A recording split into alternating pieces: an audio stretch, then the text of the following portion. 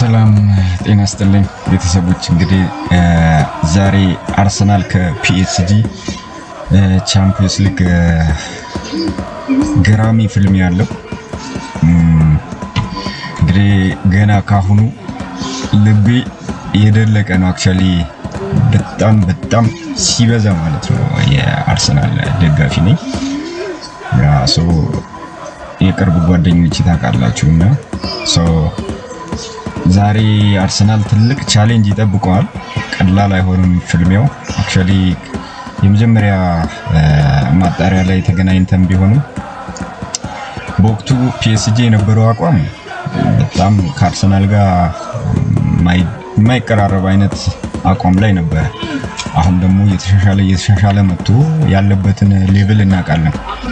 ወጣም ወረደ በዚህ አመት ነው የገጠምነው። በተወሰነ መልኩ አይተናቸዋል ማለት ነው። የሆነ ቻሌንጃቸውን አርቴታ ሞር ፎከስ አድርጎ የነሱን ጥንካሬ ላይ ፎከስ አድርጎ ልጆቹን ያዘጋጃል ብዬ ተስፋ አደርጋለሁ።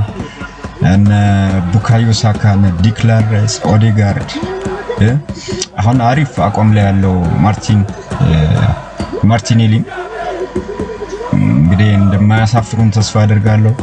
ከኋላም ስፔሻሊ ጁሪያን ቲምበር እና ሉዊስ ኬሊ ዛሬ የሞት ሽረት ነው። በቃ የሞት ሽረት ነው። I'm quite sure of this ይሸነፋሉ ብዬ አላስብም። የኔ ፕሬዲክሽንም አርሰናል 4 ፒኤስጂ 2 ብዬ አስባለሁና አሩኖ ምናልባት ማክሲመም ጎሉ 4 እንደሚሆን የሆነ ሴንስ የማደርገው ነገር ያለኝ ማን 4 ያገባል አርሰናል ነው ፎር ሹር። ሜቢ የሁለቱ የጎሉ ድምር 4 ሊሆን ይችላል። we don't know ብቻ ኤኒዌይስ 4 ጎል አለው እና ድል ለአርሰናል። ኮዮክ ከማዩ ገነርስ እንደማታሳፍሩን ተስፋ እናደርጋለን። ይመቻችሁ።